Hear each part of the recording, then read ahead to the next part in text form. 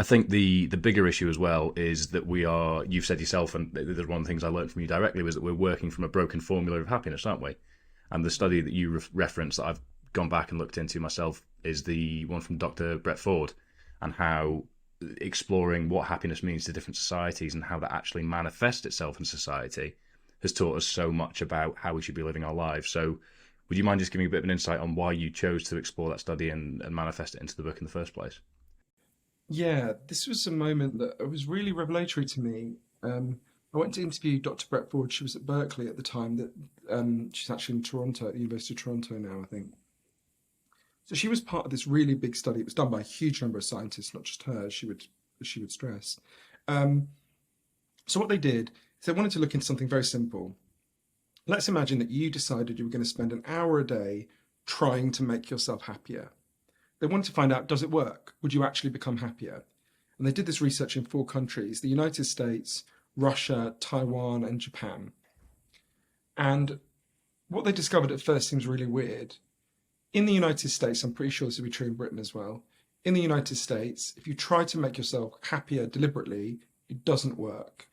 But in the other countries, Russia, Taiwan, and Japan, if you try to make yourself happier deliberately, you do become happier.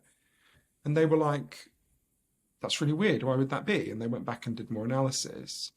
What they discovered was, in the United States, if you try to make yourself happier, in the main, you do something for yourself.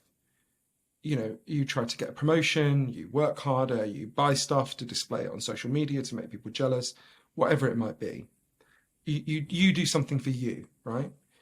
In the other countries, in the main, of course, there were exceptions on both sides, but in the main, in the other countries, when you consciously try to make yourself happier, you did something for someone else, your friends, your family, your community. So we have an instinctively individualistic idea of what it means to be happy.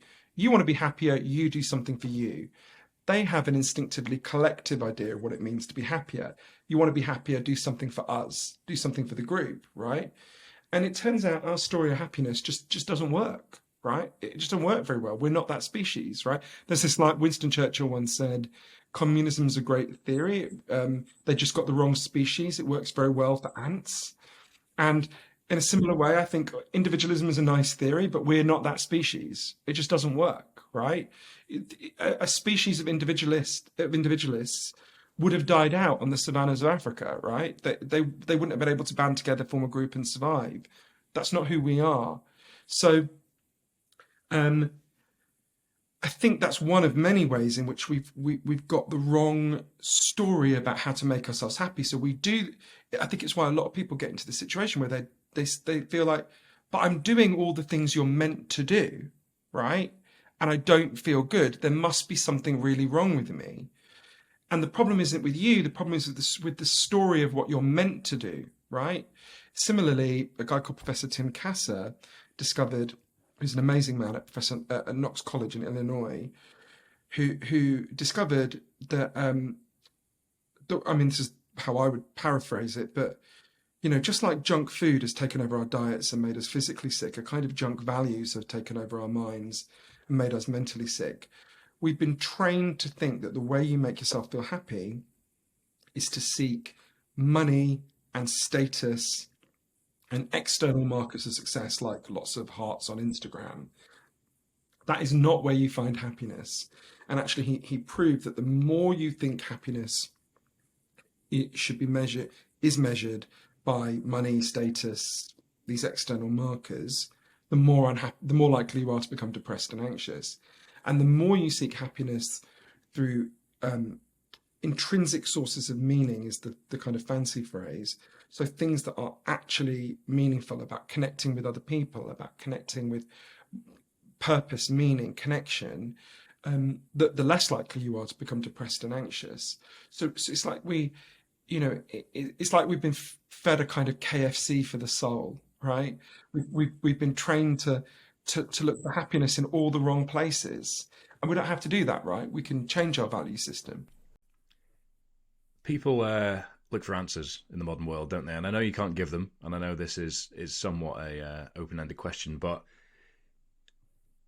this leads quite nicely into the next stage of your journey as an author, and how we want to focus more on what should we be focusing on. How do people find their intrinsic values and what's meaningful to them, because we are operating within the story that is being told to us. So to recreate your own story, your own value system is obviously a difficult thing to do. But what practices have you found through your research, through your own experiences, that have helped others better determine what keeps them ticking over intrinsically, so they can focus less on the external stuff that's filling their head with those junk values, the KFC diet for the soul? How do we find a poke bowl for the soul? I think is the real question here. I feel slightly fraudulent because I would always choose a KFC over a Pokeball. But so it's a really important question. I think the first thing to say is it's extremely hard to do it as an isolated individual, and it's much easier to do by building and finding groups. And there's Professor Kasser who made this breakthrough, was part of a really key experiment that showed this. It's a very practical thing. I really recommend everyone listening does. I do it with a group of my friends. So it originated with a guy called Nathan Dungan. Nathan is a financial advisor in Minneapolis, and he got a call. He advises people on household budgets, basically, and he got a call um, from high school. I think it was a middle school actually in Minneapolis. And they said, look, we've got a problem. We need you to help us. The kids at the school were getting obsessed with getting the latest Nike sneakers, the latest iPhone, whatever it might be. And often their parents couldn't afford it. And the kids were just going crazy when they couldn't get it. And it was really causing a lot of problems. So the school said, well, you just come in and teach the kids about household budgeting. So he comes in, he gives them lessons about household budgeting and quickly realizes they don't give a shit about household budgeting, right? They're just like, yeah, whatever, I need this iPhone, right? Uh, so he decided, he teamed up with Professor Kasser and he did this really interesting experiment. It's quite simple. He got the parents and the kids to come in once every couple of weeks for quite a long time. I think it was 4 months. And they came in groups. So the parents and kids would sit together in groups with other parents and kids. And the first time they met, they just said, make a list of everything you've got to have. And they did not define what that meant, just everything you've got to have. So, of course, everyone at first puts food, water, shelter, that kind of thing. But quite quickly, people started listing things you haven't got to have, like the latest iPhone. The parents would often list things that you didn't have to have either. And then they'd say to them, okay, they get to that bit of the list and they'd say, okay, talk me through how your life would be different if you got this thing that you're craving. So let's say Nike sneakers. Nobody said, oh, I want the Nike sneakers because I'm a basketball player and I want to be able to jump higher, right? No one said that. No one said, I want the new iPhone because I'm a professional photographer and it's got this amazing new way of taking pictures, right? No one said that. They said things like, well, if I got that, people would envy me. Or if I got that, people would want me to be part of their group. It doesn't take long to get people to say that out loud, where you go like, what? So what's happening here is you feel lonely, right? You don't feel part of a group. Why do you think getting a little blue tick on a piece of plastic would mean you deserve to be part of a group? It doesn't take long for people to realize that these are ideas that are implanted in our head by advertising to deal with something deeper that's going on. But the most interesting bit of this experiment was what happened next. Then they said to people, just write down a moment in your life when you've had a feeling of meaning and purpose. And again, they didn't define that, right? They just said, just think about a moment in your life when you've really felt you were in it, you were doing the right thing, something good was happening to you. And again, people named different things. For me, it would probably be moments when I was writing or related to my work, or moments in my personal life. Some people it was playing the guitar. Some people it was when they were a nurse and they'd help someone. We can all think, and I would urge people listening to just stop for a second and think about a moment in your life. And then they said, okay, how could you build more of your life around pursuing these moments of meaning and purpose, and less around pursuing, buying shit you don't need to make people jealous, right? And they just kept coming back and just checking in with each other and having these conversations. We don't really have these conversations very often in our culture. And what they discovered was just checking in once every few weeks for months and having these conversations led to a really measurable change in people's values. They measured the values at the beginning and the end.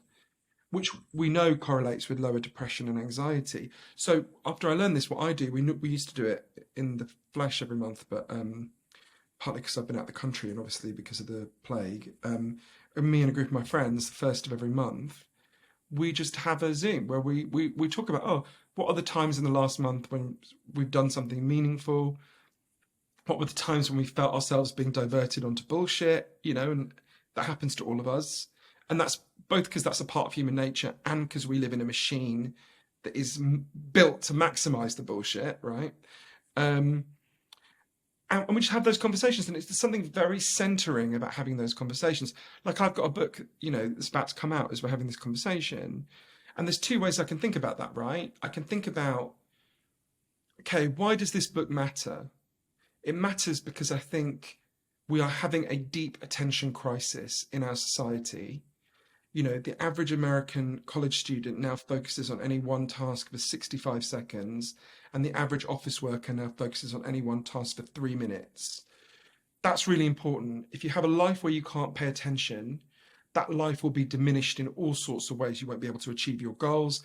If we have a society full of people who can't pay attention, we won't be able to solve problems together as a society. We'll face all sorts of bigger problems. That really matters. And okay, I spent 3 years traveling all over the world, interviewing the leading experts on attention, and I think I learned loads of really important things about why attention matters, how you can get attention, what causes attention to degenerate. When I think about those things, the meaning of the book, I feel quite calm. I feel quite good. I think, okay, that matters. That was work worth doing, right? But there's another bit of me that goes into the mode of, well, will people buy the book? Will it sell? What will people say about the book? Will people slag it off on social media? Will famous people praise it? I can go into this spiral and all that stuff makes me really anxious because that's the junk values, right?